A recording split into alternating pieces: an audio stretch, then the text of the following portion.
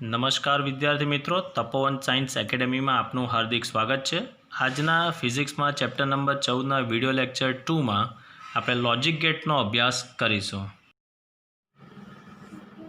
સો dear students, last લેક્ચરમાં આપણે semiconductor ઇલેક્ટ્રોનિક્સનું ચેપ્ટરની અંદર આપણે વાલ્વ વિશે અભ્યાસ કર્યો, ત્યારબાદ સોલિડ સ્ટેટ સેમિકન્ડક્ટર ઇલેક્ટ્રોનિક્સની વિશે થોડો અભ્યાસ કર્યો।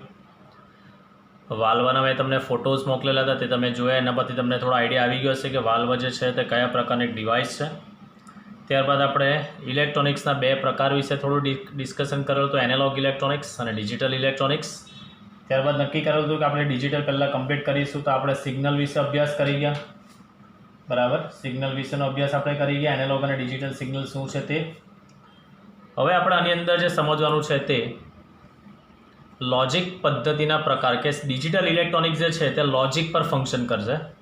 તો મેઇન વસ્તુ લોજિક પદ્ધતિના પ્રકાર પર પહેલાં આપણે અભ્યાસ કરીએ। સો આ લોજિક પદ્ધતિના પ્રકાર સમજતા પહેલાં આપણને લોજિક એટલે શું તે ખબર હોવી જોઈએ। તો બેઝિકલી લોજિક એટલે એક પ્રકારનું વિજ્ઞાન છે કે જે આપણને કોઈ પણ તમારી પાસે કોઈ કોયડો હોય, કોઈ પ્રશ્ન હોય, તો એ પ્રશ્નનું નિરાકરણ કરવા માટે તમે કઈ રીતે થિંકિંગ પ્રોસેસ કરો છો, કયા કયા કારણો રજૂ કરો છો, તો તેને કહેવામાં આવે છે લોજિક કહેવામાં આવે।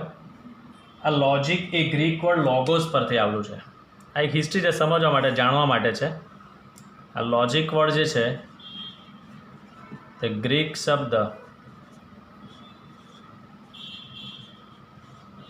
લોગોસ પરથી તારવી આવેલો છે। ઇંગ્લિશમાં આપણે લોજિકની એક ડેફિનેશન જોઈએ તો હું લખું છું જસ્ટ સમજવા માટે। લોજિક ઇઝ ધ સાયન્સ, એનો મતલબ કે લોજિક એક વિજ્ઞાન છે, or logic is the science or study of correct process of thinking, correct process of thinking. તો લોજિક એક વિજ્ઞાન છે અને એ જે પ્રક્રિયા જે છે આખી, તે કોઈ પણ પ્રશ્નની પાછળની એક ચોક્કસ પ્રક્રિયા જે આપણે કરીએ છીએ, વિચાર પ્રક્રિયા, તેને આપણે લોજિક કહીએ છીએ। જેમ કે ભારત વર્લ્ડ કપમાં ભાગ લે છે તો આપણને એના આન્સર ખબર છે કે કાં તો ભારત વર્લ્ડ કપ જીતશે અથવા તો ભારત વર્લ્ડ કપ હારશે। ફાઇનલ મેચ ચાલે છે તો તમે કેવું કહી શકો છો કે ના, આજે તો ભારત જીતી જ જવાનું છે, ના, ભારત કદાચ મેચ હારી જ જશે। તો જેમ જેમ તમે ભારત રમતું જાય છે તેમ તેમ તમે એના પર વિચાર પ્રક્રિયા કરતા જાઓ છો કે શું ભારત મેચ જીતશે, આવું થશે, જો આ આઉટ થઈ ગયો તો કદાચ ભારત મેચ હવે હારી જશે। તો તમે જે ચોક્કસ દિશામાં થિંકિંગ પ્રોસેસ કરો છો, દેટ થિંકિંગ પ્રોસેસ, જેને આપણે કહીશું લોજિક કહેવામાં આવે છે।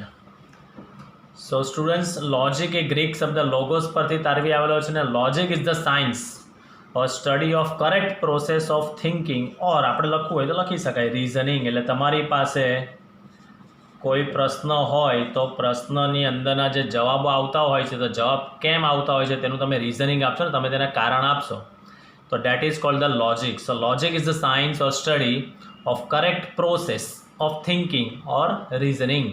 એટલે લોજિક એક એવું વિજ્ઞાન છે કે એવો તર્ક છે, ગુજરાતીમાં પ્યોર વર્ડ એને તર્ક કહેવામાં આવે, કે તમારા કોયડાના જવાબનું ચોક્કસ નિરાકરણ લાવવા માટેની જે થિંકિંગ પ્રોસેસ છે, જે વિચાર પ્રક્રિયા છે, તેને તમે લોજિક કહી શકો છો।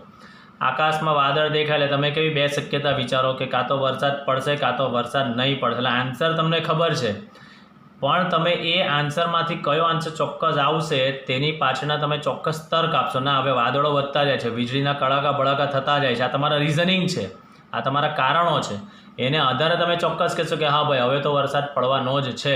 તમે જવાબ પર આવ્યા, તો એ જવાબ આપવા માટે તમે જે નવા નવા તર્ક અપનાવ્યા, જે તમે થિંકિંગ પ્રોસેસ કરી, એ થિંકિંગ પ્રોસેસને કહેવામાં આવે છે લોજિક કહેવામાં આવે છે।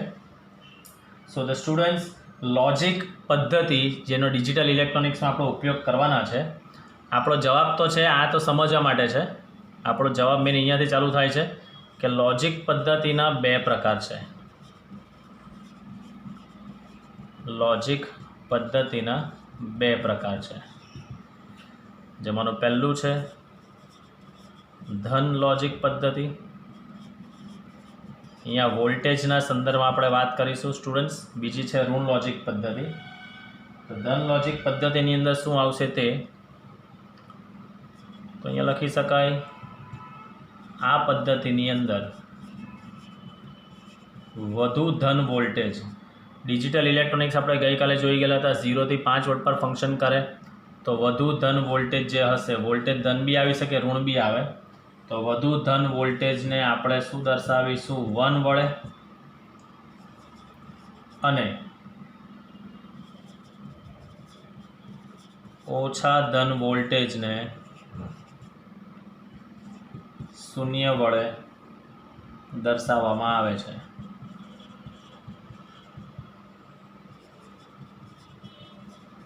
ફોર એક્ઝામ્પલ, માનો કે મેં કોઈ સર્કિટ ડિઝાઇન કરી છે.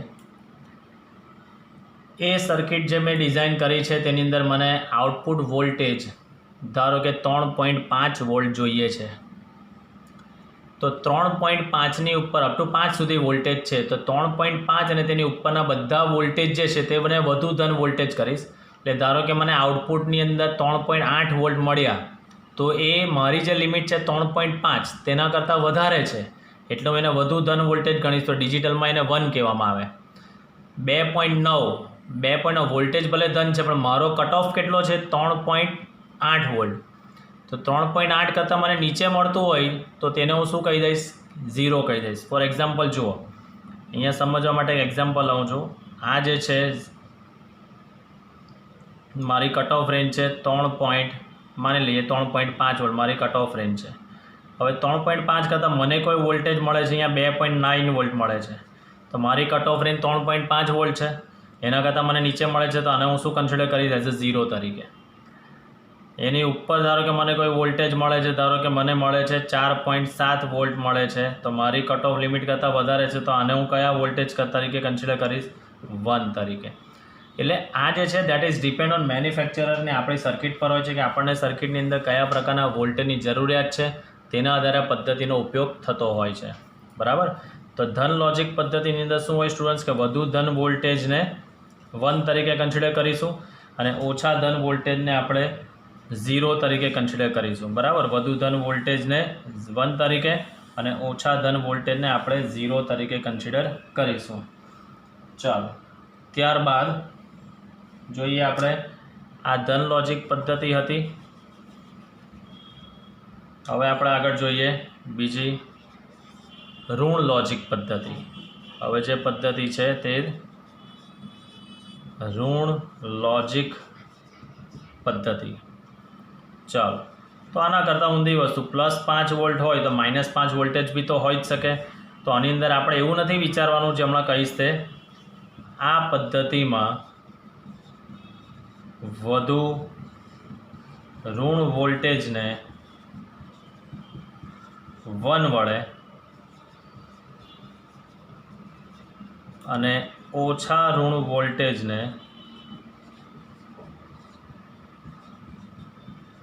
0 વડે દર્શાવવામાં આવે છે. હવે તમે એવું વિચારો કે સર 0 કરતાં તો -5 તો નાનું કહેવાય, પણ અહીંયા વોલ્ટેજની -5 વોલ્ટ શું, એની ડિરેક્શન ઉલટી છે સ્ટુડન્ટ્સ. એ સંખ્યા રેખાની વાત નથી કે 0થી આપણે ડાબી તરફ જઈએ તો ઋણ ને સંખ્યાની ડાબી 0ની ડાબી પર ઋણ, જમણી બાજુ જઈએ તો ધન. અહીંયા એવું નથી. જેવી રીતે ધન વોલ્ટેજમાં ફંક્શનિંગ છે એવી રીતે જ ઋણ વોલ્ટેજમાં ફંક્શનિંગ છે. તો ધન વોલ્ટેજની અંદર માનો કે હું આવું દોરું છું, ફોર એક્ઝામ્પલ સમજવા માટે. આ હું દોરું છું એક સ્ક્વેર વેવ, મેં અહીંયા દોરેલો છે. આ જે મેં દોરેલો છે તો અહીંયા એક સ્ક્વેર વેવ અહીંયા દોરું છું. બરાબર. તો આની અંદર આ જે છે તે માની લઈએ કે આ 0 વોલ્ટનું લેવલ છે અને આ જે છે તે +5 વોલ્ટનું લેવલ છે. તો આ +5 વોલ્ટનું લેવલ, એટલે આને આપણે ડિજિટલમાં શું કહી શકીએ? 1 તરીકે. અને આને આપણે શું કન્સિડર કરી શકીએ? 0 તરીકે કન્સિડર કરી શકીએ. બરાબર. ચાલો, સેમ વસ્તુ ઋણ લોજિક પદ્ધતિ. તો એનો ડાયાગ્રામ દોરું છું આ રીતે. આ જે છે આપણું તે 0 વોલ્ટનું લેવલ છે અને આ જે છે તે -5 વોલ્ટનું લેવલ છે, એવું આપણે માનીએ. આ -5 વોલ્ટ. બરાબર છે. ચાલો, તો આ જે છે તેને તમે 1 તરીકે કન્સિડર કરી શકશો અને આને શું કરી છે, આને 0 તરીકે તમે કન્સિડર કરી શકો છો. આ ડાયાગ્રામને જો હું ઊંધો કરી દઉં એટલે હું આ રીતે દોરું છું આમ, તો આ તમારા વોલ્ટેજ કયા થઈ જાય અહીંયા, આ -5 વોલ્ટ અને આ થઈ જાય આપણા 0 વોલ્ટ. તો આ 0 વોલ્ટ એટલે આને 0 કન્સિડર કરવાનું અને આને 1 તરીકે કન્સિડર તમે કરી શકો છો. વસ્તુ એક જ છે, ખાલી જે સમજવાની વસ્તુ છે સ્ટુડન્ટ્સ, આની અંદર વધુ ધન વોલ્ટેજ 1 અને ઓછા ધન વોલ્ટેજ 0. સેમ અહીંયા વધુ ઋણ વોલ્ટેજને 1 અને ઓછા ઋણ વોલ્ટેજને શેના તરીકે કન્સિડર કરી શકીએ, આપણે 0 તરીકે કન્સિડર કરી શકીએ છીએ. બરાબર, એટલે આની અંદર ખાલી આ જે ડાયાગ્રામ જે છે આ રીતે છે તેને મેં ઉલટો કરી દીધો છે, એટલો ખાલી ફરક. એટલે -5 ક્યાં આવી જશે, નીચે, અને 0 ક્યાં જતો રહેશે, ઉપર. એટલે આ જે લાઈન છે તે કઈ લાઈન થવાની, આ 0 વોલ્ટની લાઈન થશે. એટલે એને આપણે 0 કન્સિડર કરીને નીચે શું કન્સિડર કરી શકીએ, 1. એવું નહીં વિચારતા કે ઉપર એટલે જ 1 ને નીચે એટલે જ 0. તમે એને આ રીતે સંજ્ઞા પદ્ધતિની અંદર આ રીતે યુઝ કરી શકો તો all this things are depend on this sign of voltage. આપણી વોલ્ટેજ કયા આપેલા છે તેના આધારે નક્કી થતું હોય છે. બરાબર, તો લોજિક પદ્ધતિના 2 પ્રકાર છે, ધન લોજિક પદ્ધતિ અને ઋણ લોજિક પદ્ધતિ, જે આપણે ડિસ્કસ કરી ગયા. હવે જે છે આગળના સવાલને કમ્પ્લીટ કરવા માટેના અમુક બધા શબ્દો છે, તે શબ્દો વિશેનો આપણે અભ્યાસ કરીએ. ચાલો નેક્સ્ટ ક્વેશ્ચન તરફ જઈએ. થોડાક પદ સમજવાના છે, શબ્દો અમુક. લોજિક પરિપથ એટલે શું? તો લોજિક પરિપથ વિશે આપણે ગઈકાલે બી થોડું ડિસ્કસ કરી ગયેલા હતા કે બુલિયન સમીકરણ એટલે કે બુલિયન અલ્જેબ્રા. બુલિયન અલ્જેબ્રા એટલે તમે બૈજિક ગણતરીઓ કરો તે સરવાળો, ગુણાકાર, ભાગાકાર, બાદબાકી આ બધી આવે છે. તો એ બુલિયન અલ્જેબ્રાનો ઉપયોગ કરીને તૈયાર થતા જે વિદ્યુત પરિપથો હોય એ તૈયાર થતા વિદ્યુત પરિપથોને લોજિક પરિપથ કહે છે. બરાબર, બુલિયન સમીકરણ આપણે ગઈકાલે જોઈ ગયેલા. જ્યોર્જ બુલ નામના વૈજ્ઞાનિકે બુલિયન સમીકરણો આપેલા હતા, એની અંદર બધા ફંક્શનિંગ હતા જે આપણે આજે જોઈશું. એ બુલિયન અલ્જેબ્રાનો ઉપયોગ કરીને જે આખો વિદ્યુત પરિપથ તૈયાર થતો હોય તેને નામ આપવામાં આવે છે, લોજિક પરિપથ કહેવામાં આવે છે. ત્યારબાદ બીજો જે વર્ડ જે છે જેનો અભ્યાસ આજે આપણે ડિટેલથી થોડો કરવાનો છે, લોજિક ગેટ. નામ પરથી ખબર પડે કે સર ગેટ એટલે તો દરવાજો. હા, એની સાથે આપણે સરખામણી કરી શકીએ છીએ, પણ આની અંદર શું હોય તે સમજો. ફોર એક એક્ઝામ્પલ, માનો કે હું અહીંયા દોરું છું, આ મંદિરનો દરવાજો છે. પ્રેક્ટિકલી વિઝ્યુલાઇઝ કરાવું છું તમને. મંદિરનો દરવાજો છે, આ એની બારસાત છે એવું આપણે માનીએ, અને આ મંદિરનો દરવાજો જે છે આ એ રીતે ખુલ્લો મૂકેલો છે. આમ અંદરની સાઈડ પર દરવાજા આમ ખુલે છે. બરાબર, આમ અહીંયા જે છે તે ઘણા બધા ભક્તો છે. આ બધા પાપી, દુષ્ટ, અધર્મી લોકો જે છે તે બધા અહીંયા છે. આ બધાએ પોતાના પાપ ધોવા મંદિરમાં જવું છે. ભાઈ, બધાને જ એવું છે કે હું આજે ને આજે એટલા બધા પાપ મેં કર્યા છે, બધા જ પાપનો આજે વિનાશ કરી નાખું અને મંદિરમાં દર્શન કર્યા, હું ભગવાનના ચરણોમાં ઢળી પડું અને મારા પાપનો વિનાશ કરી નાખું છું. પણ એવું આમાં થશે નહીં. તો સમજો, આ જે ભક્તો જે છે, જેવું મંદિર ખોલવાની તૈયારી એટલી બધી ભીડ થઈ જાય તો આ ભક્તો જે છે તે ઇનપુટ કહેવામાં આવે, ઇનપુટ. પણ અહીંયા દરવાજામાં એટલી બધી જગ્યા નથી કે બધા સાથે જઈ શકે. અહીંયાથી કમ્પલસરી એક જ વ્યક્તિ જઈ શકે. એટલે આ દરવાજો જે ખુલ્યો છે તેને આપણે શું કહી શકીએ, આઉટપુટ કહી શકીએ. તો આના પરથી હવે તમે જજમેન્ટ લઈ શકો છો કે ગેટ જે છે, લોજિક ગેટ એટલે એની અંદર શું થાય બેટા કે એવી સર્કિટ છે કે જેમાં ઇનપુટ બહુ બધા હોય પણ આઉટપુટ ફક્ત તમને એક જ મળતો હોય. તો તેવા બધા જે ગેટ છે તેને લોજિક ગેટ કહેવામાં આવે. એટલે કે એવો પરિપથ કે મેની ઇનપુટ ઘણા બધા હોય પણ આઉટપુટ તમને ફક્ત એક જ મળતો હોય, તો તેવા પરિપથને સાદી ભાષામાં લોજિક ગેટ કહેવામાં આવે છે. તો સિમ્પલ યાદ રાખવાનું, મેની ઇનપુટ્સ, વન આઉટપુટ, એટલે આપણે એને કહી શકીએ છીએ લોજિક ગેટ કહી શકાય છે. બરાબર, ચાલો તો અહીંયા લખીએ આપણે, જે લોજિક પરિપથને એક અથવા એક કરતાં વધુ ઇનપુટ હોય એક કરતાં વધુ ઇનપુટ હોય અને ફક્ત એક જ આઉટપુટ હોય, એને આઉટપુટ ફક્ત એક જ હોય, ઇનપુટ એક કરતાં વધુ અને ફક્ત એક જ આઉટપુટ હોય તેવા પરિપથને સાદી ભાષામાં લોજિક ગેટ કહેવામાં આવે છે. બરાબર. આ એક લોજિક ગેટ એક એવો શબ્દ છે, તો સમજો આ ગેટ એક એવો ડિજિટલ પરિપથ છે, એક એવો ડિજિટલ પરિપથ છે કે જે તેના ઇનપુટ અને આઉટપુટ, હવે સમજો સ્ટુડન્ટ્સ, ઇનપુટને હું આગળ જતાં I/P આવું લખીશ એટલે તમારે આને ઇનપુટ સમજવાનું રહેશે, અને આઉટપુટ, તો આઉટપુટને હું લખીશ O/P થી. આ એનો સિમ્બોલ છે અને રીતે રિપ્રેઝેન્ટ કરી શકાય છે. તો ગેટ એક એવો ડિજિટલ પરિપથ છે કે જે તેના ઇનપુટ અને આઉટપુટ વચ્ચેના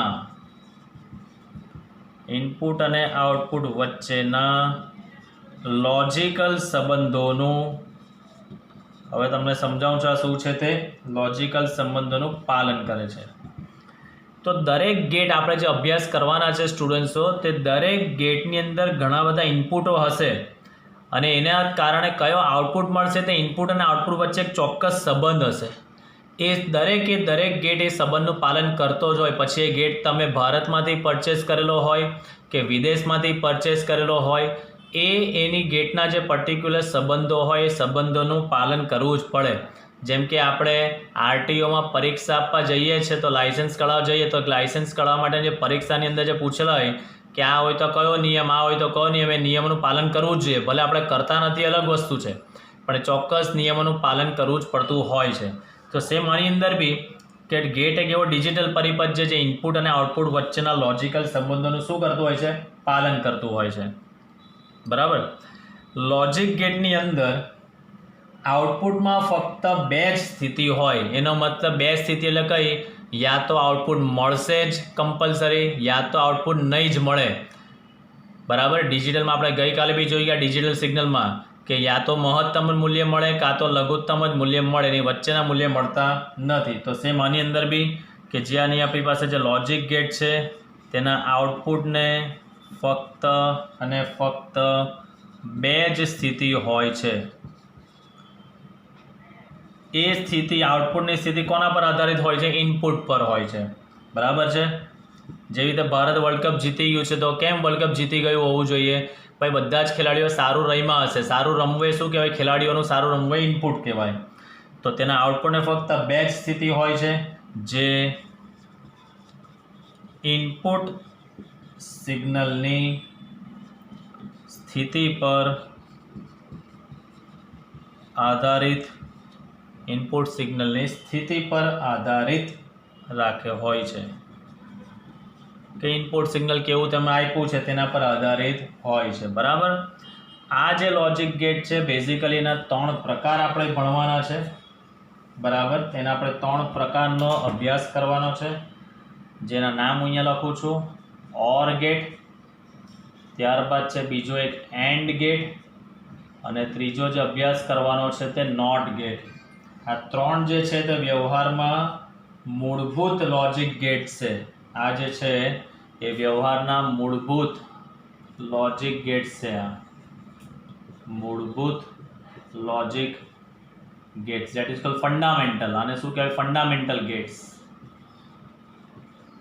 આ ગેટનો ઉપયોગ કરીને એના પરથી આપણે બીજા 2 નવા ગેટ બનાવીશું, જેમાંનો એક છે NAND ગેટ અને બીજો જે છે તે NOR ગેટ. અને લોકો નંદ ગેટ પણ બોલે, પણ નંદ ગેટ નહીં બોલવાનું, આપણે NAND ગેટ બોલીશું.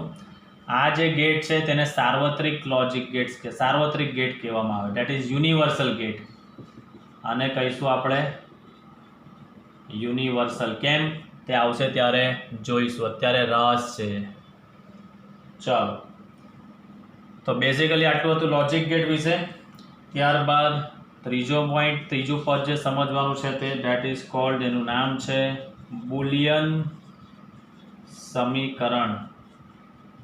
જેનું નામ છે બુલિયન સમીકરણ. આ એક પદ શું છે તે સમજીએ. તો જ્યોર્જ બુલ નામના વૈજ્ઞાનિકે દરેક ગેટને રજૂ કરવા માટે ખાસ પ્રકારની એક ગાણિતિક રજૂઆત કરેલી હતી. એ ગાણિતિક રજૂઆત જે છે તેને બુલિયન સમીકરણ કહી શકાય. તો સાદી ભાષામાં આને રિપ્રેઝેન્ટ કરવું તો શું લખી શકાય કે બુલિયન સમીકરણ એ લોજિક ગેટના કાર્યની ખાસ પ્રકારની ગાણિતિક રજૂઆત છે. જે આવશે એટલે આપણે જોઈશું. અને લાસ્ટ જે કામનું છે ટ્રુથ ટેબલ. ટ્રુથ એટલે સત્ય, સત્ય હકીકત રજૂ કરતું એક ટેબલ. તો બેઝિકલી આપણી પાસે જે વ્યવહારમાં લોજિક ગેટ્સ જે બધા છે એ લોજિક ગેટ્સને તમે જુદા જુદા ઇનપુટો આપશો અને એના સંયોજનથી તમને કયો આઉટપુટ મળશે તે દર્શાવતું એક ટેબલ જ આવશે, જેને આપણે ટ્રુથ ટેબલ કહીશું. તો આની અંદર જે બી કોઈ લોજિક ગેટ્સ હોય તો લોજિક ગેટને આપવામાં આવતા જુદા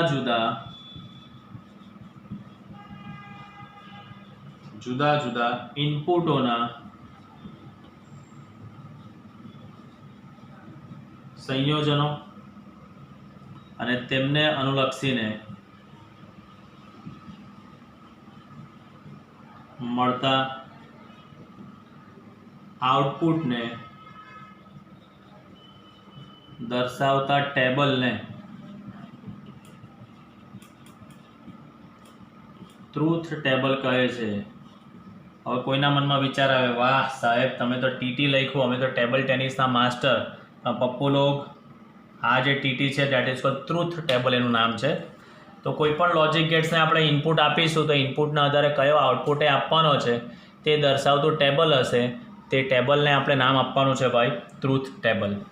તો આ હતું લોજિક પરિપથ કે બુલિયન અલ્જેબ્રાનો ઉપયોગ કરીને તૈયાર થતો જે પરિપથ હશે તેને લોજિક પરિપથ કહીશું. Logic gates many input one output એવી જે બી કોઈ ડિવાઇસીસ હોય તેને લોજિક ગેટ્સ કહેવામાં આવે, જે ઇનપુટ અને આઉટપુટ વચ્ચેના સંબંધોનું પાલન કરશે. અને 3 પ્રકાર એન્ડ, ઓર અને નોટ, એના પરથી આપણે નેન્ડ અને નોર બનાવીશું. બુલિયન સમીકરણ તો જ્યોર્જ બુલ નામના વૈજ્ઞાનિકે દરેક ગેટને આઉટપુટ જે મળે છે તેને દર્શાવતું એક સમીકરણ રજૂ કર્યું, ગાણિતિક સમીકરણ, જેને આપણે બુલિયન સમીકરણ કહીશું. અને ટ્રુથ ટેબલ તો કોઈ પણ લોજિક ગેટને તમે જે ઇનપુટ્સ આપો છો તે ઇનપુટના આધારે કયો આઉટપુટ મળશે તે સત્ય હકીકત દર્શાવતું ટેબલ એને ટ્રુથ ટેબલ કહેવાય, જે વર્લ્ડ વાઇડ ફિક્સ હોય. વિદેશમાંથી કોઈ ગેટની આઈસી તમે પરચેસ કરો, આઈસી એટલે ગઈકાલે તમને કીધેલું છે ઇન્ટિગ્રેટેડ સર્કિટ. વિદેશમાંથી પરચેસ કરો, ભારતમાંથી પરચેસ કરો, ગમે ત્યાંથી પરચેસ કરો, આ ટ્રુથ ટેબલ ફિક્સ જ હોય. કોઈ પણ દેશમાંથી તમે આઈસી પરચેસ કરી લો બેટા તો એના ટ્રુથ ટેબલના આન્સર જે હોય તે ફિક્સ જ હોય છે. બરાબર? ચાલો, સો નેક્સ્ટ હવે આપણે ગેટ વિશે ડિસ્કશન કરીશું કે આ જે ગેટ છે એન્ડ, ઓર અને નોટ તે વિશે આપણે ડિસ્કશન કરીએ. જે હવેના સવાલો છે તે ઘણા એક્ઝામલક્ષી સવાલો છે. ચાલો નેક્સ્ટ ઇમ્પોર્ટન્ટ ક્વેશ્ચનો છે. સ્વિચ અને બલ્બના ઉદાહરણ વડે ઓર ગેટ સમજાવવાનું છે.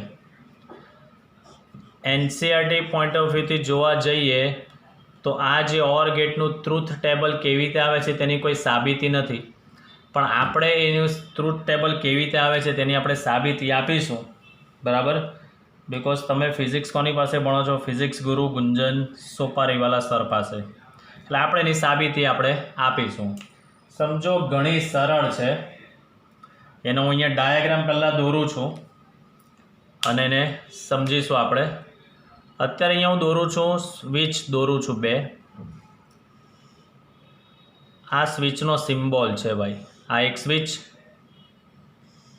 એની નીચે આ બીજી સ્વિચ.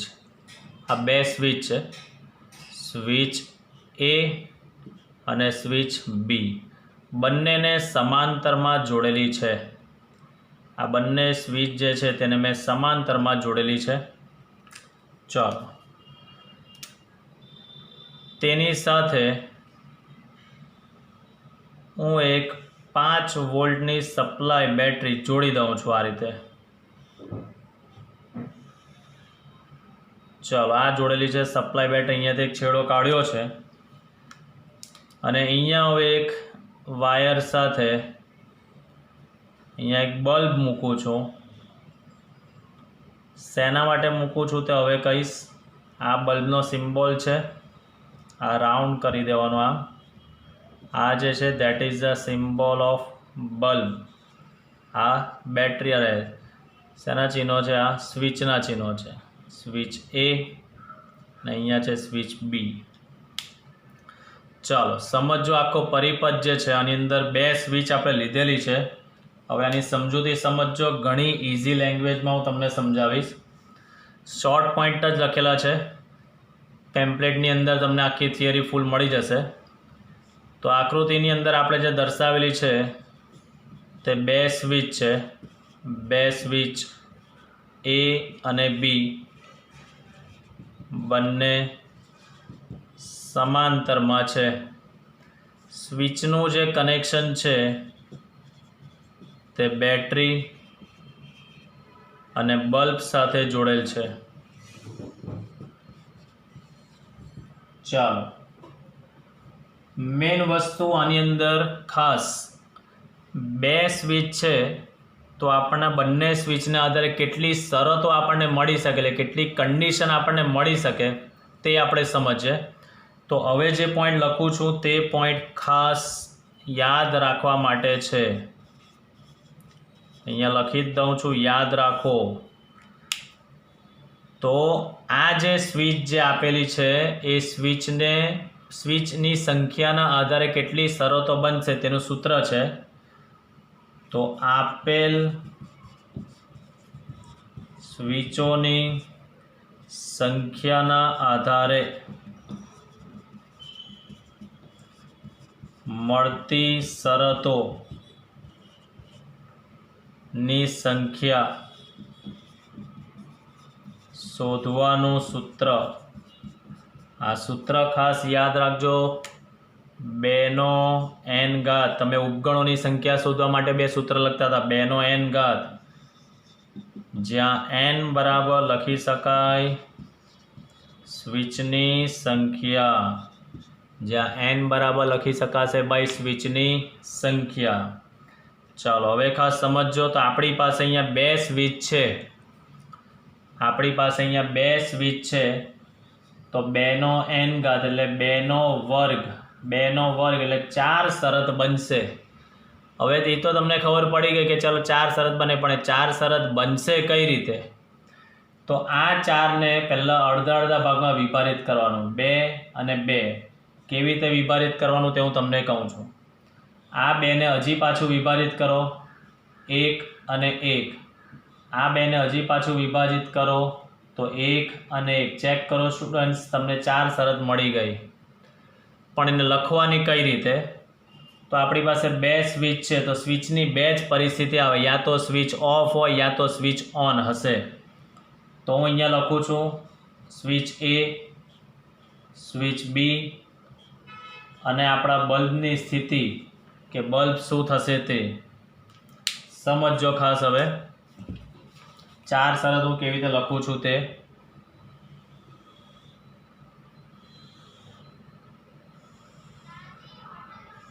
આ 1 2 3 અને નીચે થઈ જશે 4. આ આપણી ફાઇનલ બલ્બની સ્થિતિ. ડ્રોઈંગ પર હસવું નહીં, આગળ બી કીધું જ છે. ચાલો સમજો. 4 સ્થિતિ છે સ્ટુડન્ટ્સો. તો આપણે 4ને પહેલાં બબ્બે અડધી ભાગમાં વિભાજિત કરવાની. એટલે એમાં કેવી રીતે શરત બને? 4ના અડધા 2. તો સ્વિચની 2 જ શરત બને. ઓફ હોય કાં તો ઓન હોય. તો પહેલાં 2 વાર શું લખી દેવાનું? ઓફ. અને 2 વાર શું લખી દેવાનું? ઓન. કમ્પલસરી ઓફથી જ શરૂઆત કરવાની. બરાબર? એટલે એની 4 શરત આવી ગઈ. જુઓ, 2 અને 2 ભાગમાં વિભાજિત કરી દીધી. હવે 2ના પાછા હાફ કરતા જવાના. એટલે જે 2 વાર ઓફ લખેલું હતું તો હવે 1 વાર ઓફ 1 વાર ઓન. એટલે 1 1 થઈ ગયું. પાછું 1 વાર ઓફ પાછું એકવાર ઓન થઈ ગયું આ બીજી રીતે, બરાબર. ચાલો હું આ જ વસ્તુને થિયરીને આગળ નથી લઈ જતો, પહેલાં હું તમને સમજાવું. ધારો કે 3 સ્વિચ હોય આપણી પાસે, ફોર એક્ઝામ્પલ સમજવા માટે, ધારો કે આપણી પાસે 3 સ્વિચ હોય તો શરત મને બનાવીને આપો 2 નો 3 ઘાત એટલે 8 કન્ડિશન બને. 3 સ્વિચ છે A, B અને C, તો 2 નો ઘન 8 શરત બનશે. તો અહીંયા લખીશ 1, 2, 3, 4, 5, 6, 7 અને 8. 8 શરત આપણે બનાવવાની છે. ચલો 8 છે તો 8ના અડધા કેટલા થાય? 4 અને 4. તો એની અંદર કન્ડિશન કઈ રીતે લખી શકાય? એની અંદર મારે કન્ડિશન લખવી હોય તો હું કઈ રીતે અંદર એની અંદર કન્ડિશન લખી શકું? તો 8ના અડધા 4 વાર, તો શું થાય? 4 વાર ઓફ અને 4 વાર ઓન. આ એની શરત થઈ ગઈ. હવે 4ના અડધા કેટલા થાય? 2 અને 2. તો હવે બીની શરત કેવી રીતે લખવાની? 2 વાર ઓફ, 2 વાર ઓન, પાછું 2 વાર ઓફ, પાછું 2 વાર ઓન. હવે 2 નું અડધું કેટલું થાય? 1 1. 2 નું અડધું 1 1, 2 નું અડધું 1 1, 2 નું અડધું 1 1. જો 8 શરત બની ગઈ. તો હવે આમાં of on, of on, of on, of on થઈ ગયો. આ 3 ઇનપુટ હોય તો આ રીતે સ્વિચની શરતો બને. 4 ઇનપુટ હોય તો 2 નો 4 ઘાત 16 એટલે A, B, C અને D. તો એમાં શું આવે? 2 નો 4 ઘાત 16, 16ના અડધા 8 એટલે 8 વાર ઓફ અને 8 વાર ઓન. પછી બીમાં શું લખાય? 8ના અડધા 4 એટલે 4 ઓફ 4 ઓન, 4 ઓફ 4 ઓન. સીમાં શું લખાય? 4ના અડધા 2, 2 off 2 on, 2 off 2 on, 2 off 2 on, એ રીતે ઓનવર્ડ્સ. અને ડીમાં શું લખી શકાય? 2 નું અડધું 1, of on, of on, of on. Condition apply એમાં ખાસ ધ્યાન રાખજો સ્ટુડન્ટ્સ. ઓફથી શરૂઆત કરો તો બધામાં ઓફથી જ શરૂઆત કરો, અને આપણે શરૂઆત ઓફથી જ કરવાની છે, બરાબર છે. આપણે શરૂઆત ઓનથી કરવાની નથી. અંદર ગમે તેમ નહીં થઈ જાય તે ખાસ ધ્યાન રાખવાનું. ચાલો હવે આપણે થિયરીને આગળ લઈ જઈએ. આ સૂત્ર ખાસ યાદ રાખજો, એન્ટ્રન્સમાં ઘણું કામ લાગશે. 2 નો n ઘાત. ચાલો સમજો. હવે આપણે આઉટપુટ સમજીએ. પહેલી શરત છે કે બંને સ્વિચ ઓફ છે. તો આ રીતે જે છે સમજો. અહીંયા જો આ રીતે લખીએ, આ રીતે દોરેલું હોય તો આને શું સમજવાનું? સ્વિચ ઓફ મોડ પર છે તેવું સમજીશું. અને સ્વિચને ઓન મોડ પર હશે તો આ રીતેનું કનેક્શન અહીંયા કરેલું હોય તો આને સમજવાનું આ સ્વિચ ઓન મોડ પર છે. અત્યારે બંને સ્વિચ ઓફ આ મોડ પર જ છે એટલે અહીંયાથી પ્રવાહ નીકળશે, પણ અહીંયાથી પ્રવાહ આગળ જઈ શકશે નહીં. કેમ? કારણ કે સ્વિચ ઓફ છે. સ્વિચ ઓફ છે તો બલ્બ ચાલુ થઈ શકતો નથી, એટલે પ્રવાહ એમાંથી આગળ પસાર થઈને બલ્બમાંથી જતો નથી. એટલે બલ્બ આપણો કેવી પરિસ્થિતિમાં રહેશે ભાઈ? ઓફ જ રહેશે. ચાલો બીજી શરત જોઈએ. સ્વિચ એ ઓફ છે એટલે આ રીતે જ છે. સ્વિચ બી ઓન છે તો આને હું કરી દઉં છું આ ઓન. ચાલો અહીંયાથી પ્રવાહ નીકળશે. આમ પ્રવાહ અહીંયા જશે. ઓ સ્વિચ ઓફ છે એટલે અહીંયાથી પ્રવાહ જશે જ નહીં. તો એ પ્રવાહ બધો ક્યાંથી જશે? સ્વિચ બીમાંથી પસાર થઈને આમ બલ્બમાંથી પસાર થશે એટલે બલ્બ ચાલુ થઈ જશે. એટલે અહીંયા બલ્બ શું થઈ જશે ભાઈ? ઓન થઈ જશે, બરાબર. ચાલો ત્રીજી શરત જોઈએ આપણે. હવે આપણે જોઈએ શરત નંબર 3. સ્વિચ એ ઓન છે એટલે આ સ્વિચ ઓન છે જ્યારે આ ઓફ જ છે. ચાલો અહીંયાથી જોશે, ઓ સ્વિચ બી તો ઓફ છે એટલે અહીંયાથી પ્રવાહ જશે જ નહીં.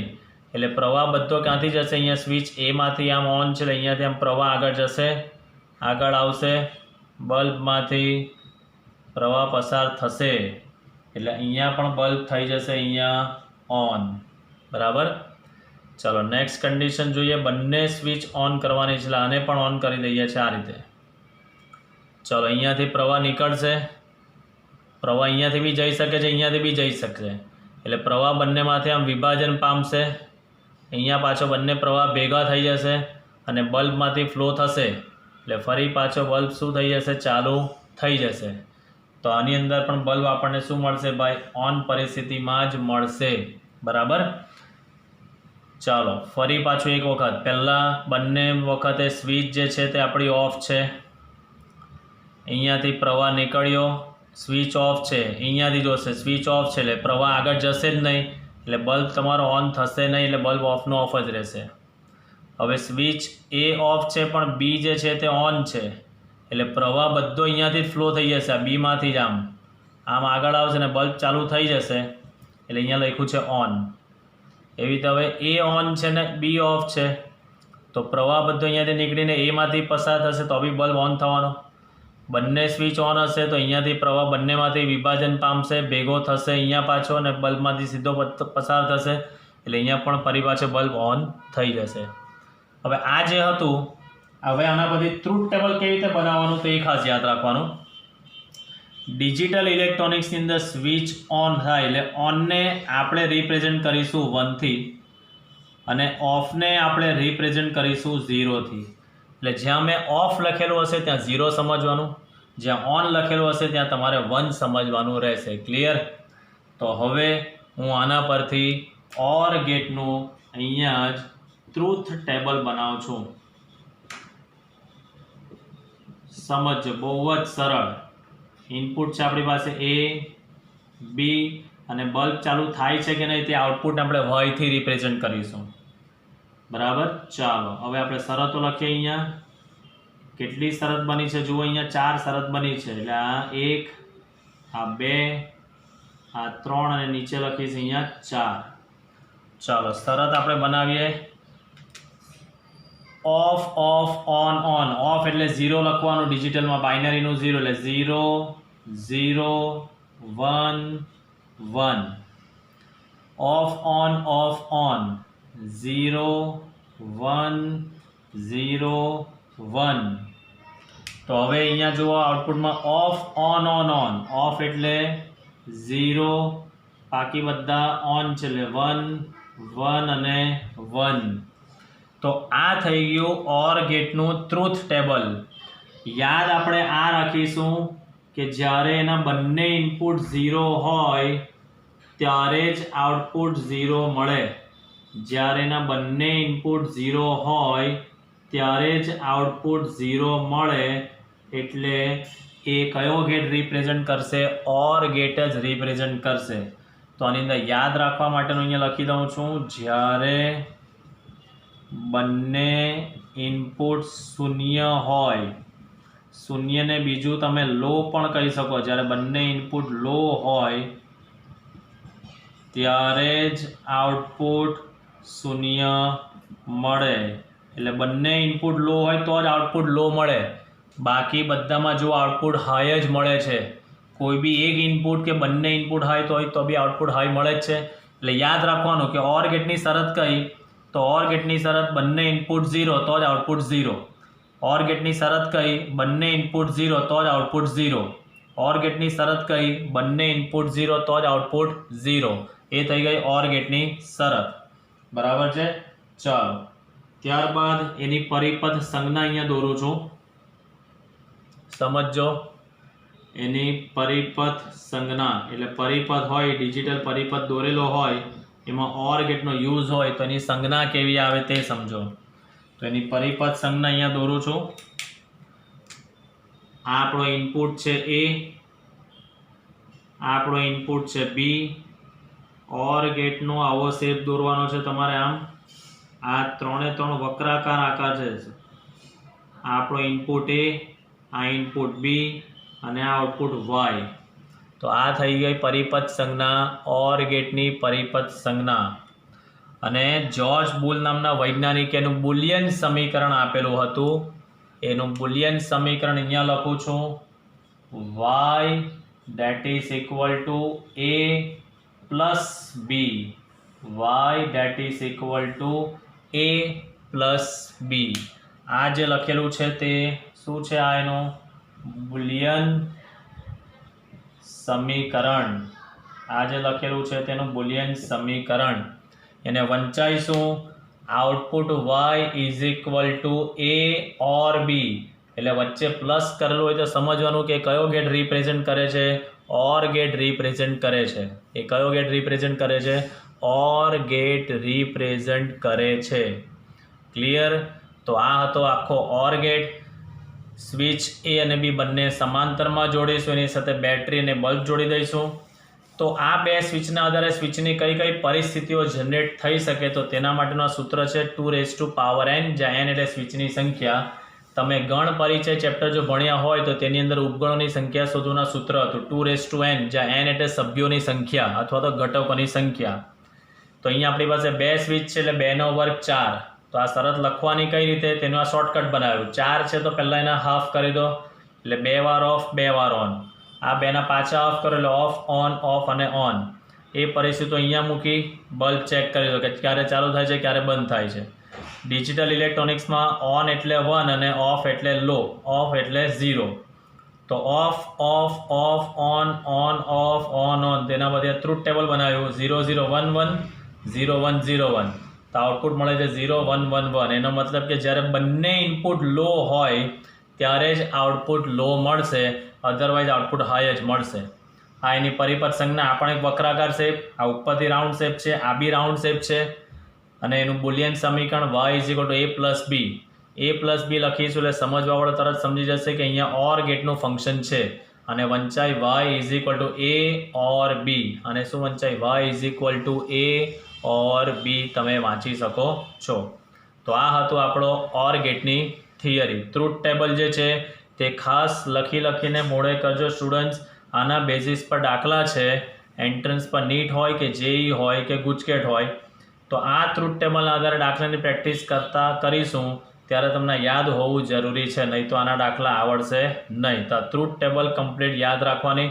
એની આજે તમને શોર્ટકટ આપેલી છે કે OR ગેટમાં શું યાદ રાખવાનું તે, કે જ્યારે બંને ઇનપુટ 0 હોય ત્યારે જ આઉટપુટ 0 મળે. આ યાદ રાખવા માટે કામનું, બરાબર. તો OR ગેટ શરત યાદ રાખવાની, જ્યારે બંને ઇનપુટ 0 ત્યારે આઉટપુટ 0. OR ગેટની શરત કઈ, તો જ્યારે બંને ઇનપુટ 0 ત્યારે આઉટપુટ 0. OR ગેટની શરત કઈ, જ્યારે બંને ઇનપુટ 0 ત્યારે આઉટપુટ 0 મળશે. આ રીતે યાદ રાખી લેવાનું. નેક્સ્ટ આગળ જોઈએ. હવે આપણે એન્ડ ગેટ વિશે અભ્યાસ કરીએ. ચાલો નેક્સ્ટ ક્વેશ્ચન સમજીશું. સેમ એવો જ છે. સ્વિચ અને બલ્બના ઉદાહરણ વડે હવે સમજવાનો છે એન્ડ ગેટ સમજીશું. આગળ કમ્પ્લીટ કર્યું આપણે OR ગેટ, હવે જે લેવાનો છે તે આપણે એન્ડ ગેટ. સેમ આની અંદર પણ આપણે બે સ્વિચ લઈશું, બંને સ્વિચને સમાંતરમાંની જગ્યાએ શ્રેણીમાં જોડીશું. આ સ્વિચ એક, આ સ્વિચ બીજી, બરાબર. ચાલો એનું કનેક્શન આપણે કરીશું સેમ બેટરી સાથે. આ બેટરી અને અહીંયા આપણે જોડીશું બલ્બ. જે બલ્બ શેના તરીકે કામ કરશે, આઉટપુટ તરીકે. એટલે બલ્બ ચાલુ થાય તો આઉટપુટ મળે છે, બલ્બ બંધ હોય તો આઉટપુટ નથી મળતો. એટલે આ જે છે આઉટપુટ એ બલ્બની પરિસ્થિતિ દર્શાવે. આ જે છે તે બલ્બ છે. અહીંયા છે આ સ્વિચ એ, આ સ્વિચ બી, અને અહીંયા જે જોડેલું છે તે આ બેટરી છે. ચાલો તો સેમ આની અંદર પણ આપણે જોડેલી છે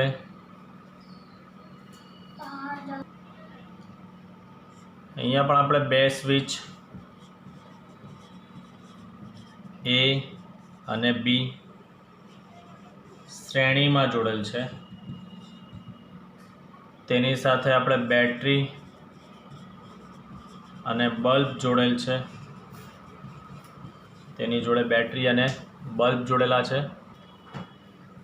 ચાલો આની અંદર પણ બે સ્વિચ જોડેલી છે એટલે આપણી જરૂરી શરત માટેનું સૂત્ર શું છે, 2 નો n ઘાત એટલે 2 નો વર્ગ એટલે 4 શરત બનશે. તો ફરી પાછું એને 4 ના અડધા કરીશું આપણે, 2 અને 2, ત્યારબાદ 2 ના અડધા 1 1, અને આ 2 ના અડધા 1 અને 1. આવી રીતે આપણે શરતને ડિઝાઇન કરવાની છે. ચાલો તો હવે અહીંયા હું લખું છું સ્વિચ એ, સ્વિચ બી અને બલ્બની સ્થિતિ. એના આધારે આપણને 4 શરતો આપણે ડિઝાઇન કરીએ અને જોઈએ ક્યારે બલ્બ ઓન થાય છે, ક્યારે ઓફ રહે છે, તે આપણે ચેક કરીશું. અને એના પરથી આપણે ટ્રુથ ટેબલ બનાવીશું. ચલો શરત આપણે કેવી રીતે લખીશું તે તમને ખબર જ છે. બે સ્વિચ છે તો બે સ્વિચ એટલે 2/4 કન્ડિશન. તો 4 અડધા 2 એટલે પહેલાં 2 વખત લખીશું આપણે ઓફ અને 2 વખત લખીશું આપણે ઓન. ત્યારબાદ 2 અડધા 1 એટલે પહેલી વખત ઓફ ઓન ઓફ ઓન. આ રીતે આપણે લખી શકીએ છીએ.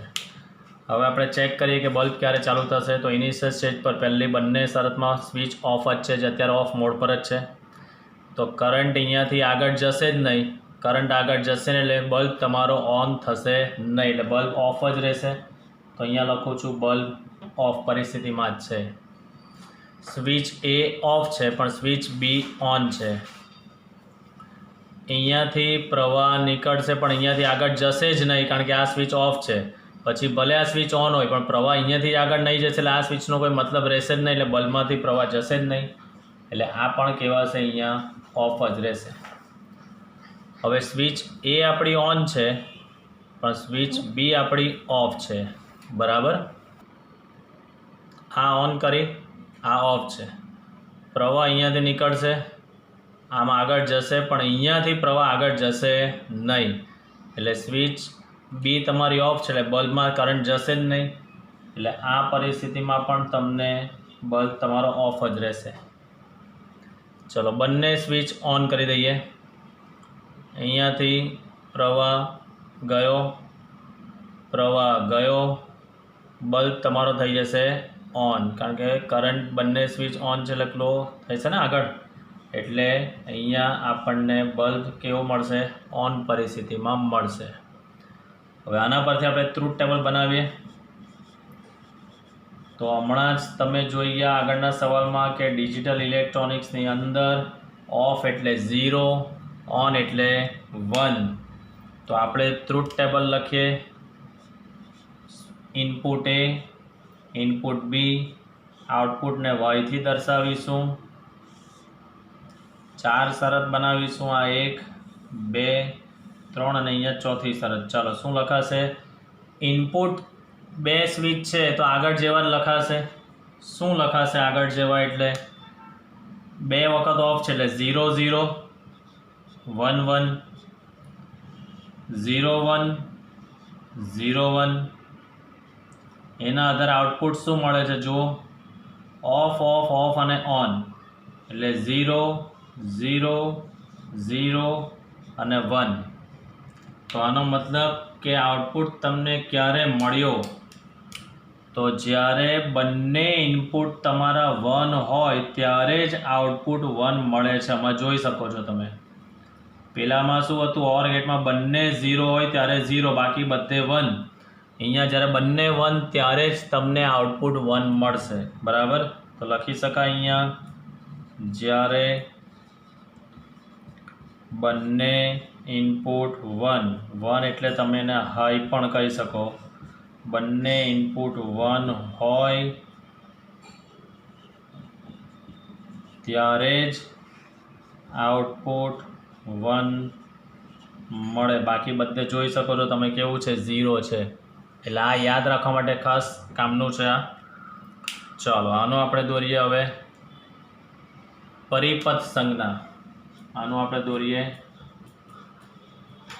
પરિપથ સંજ્ઞા. એટલે પરિપથની અંદર જ્યારે બી ગેટ યુઝ થશે ત્યારે કેવી રીતે આપણે એની સંજ્ઞા લઈશું તે આપણે જોઈએ. ચાલો પરિપથ સંજ્ઞા. તો આ લઈશું આપણે ઇનપુટ એ, આ લઈએ આપણે ઇનપુટ બી. અહીંયા સ્ટ્રેટ લાઇન, પહેલામાં વક્રાકાર લાઇન હતી અને ડી જેવું દોરવાનું છે. આવા આઉટપુટ વાય. આ થઈ ગઈ એન્ડ ગેટની સંજ્ઞા. હવે એનું લખીએ આપણે બુલિયન સમીકરણ. તો એના બુલિયન સમીકરણની અંદર y that is equal to a dot b dot કરીએ એટલે સમજવાળો સમજી જશે કે અહીંયા એન્ડ ઓપરેશન થયું છે, એટલે આને વંચાય આઉટપુટ y બરાબર a એન્ડ b. એટલે અહીંયા જે છે ત્યાં એ અને બી ઇનપુટની વચ્ચે એન્ડ ગેટનું ઓપરેશન થયું છે તેવું કહેવામાં આવે. તો આ હતો આપણો એન્ડ ગેટ. આગળ જે જોઈ ગયા તે આપણો ઓર ગેટ. ઓર ગેટની અંદર 0 0 હોય તો 0, બાકી બધે 1. આની અંદર 1 1 હોય તો 1, બાકી બધે 0. ઓર ગેટની શરત 0 0 હોય તો જ 0, બાકી બધે 1. આમાં યાદ રાખવાનું 1 1 હોય તો જ 1, બાકી બધે 0. બરાબર. પહેલાંમાં બંને ઇનપુટ લો તો આઉટપુટ લો, આમાં બંને ઇનપુટ હાઈ તો જ આઉટપુટ હાઈ મળશે. એટલે બંનેની અંદર આટલો ડિફરન્સ છે. પહેલાંમાં બંને લો તો લો, અહીંયા બંને હાઈ તો આઉટપુટ તમને કેવો મળશે? હાઈ જ અહીંયા મળશે. તો આ હતો આપણો એન્ડ ગેટ. પહેલાંમાં સ્વિચ આપણે સમાંતરમાં જોડેલી, અહીંયા સ્વિચ આપણે શ્રેણીમાં જોડી છે. બરાબર. બંનેમાં શરત તો 4 જ બનવાની છે અને શરત કેવી રીતે લખવાની છે તે હવે તમને ક્લિયર થઈ ગયું છે. તો આના પછીના લેક્ચરમાં હજી પણ આપણું ડિજિટલ ઇલેક્ટ્રોનિક્સના બાકીના ગેટને કમ્પ્લીટ કરીશું. આ લેક્ચરને ઘણો ધ્યાનથી જોઈને આના ટ્રુથ ટેબલો જે છે તે થિયરી સાથે તમે નોટબુકમાં લખી નાખજો. નહીં તો જ્યારે પણ આ ચેપ્ટર પાછું તમે ભણશો વાંચશો ત્યારે તમને યાદ આવશે નહીં. અને ડિજિટલ ઇલેક્ટ્રોનિક્સ જે છે તે કન્ઝિક્યુટિવ પાર્ટ છે. કન્ઝિક્યુટિવ એટલે એક પછી એક. આજનો લેક્ચર જોઈને આવડશે તો જ કાલનો લેક્ચર આવડશે, અધરવાઇઝ ડિજિટલ ઇલેક્ટ્રોનિક્સ આવડશે નહીં. તો kindly request to all the students that કે આજના લેક્ચર્સને અને યસ્ટરડે ગઈકાલના લેક્ચર્સને ઘણો ધ્યાનથી સમજીને જ કામ કરજો. તો ડિજિટલ ઇલેક્ટ્રોનિક્સમાં ગેરંટી છે સ્ટુડન્ટ્સ, માસ્ટર તમને બનાવી દઈશ. Thank you. વિડીયો ધ્યાનથી જોજો. ફરી પાછી રિક્વેસ્ટ, વિડીયો ધ્યાનથી જોજો. Thank you for your cooperation.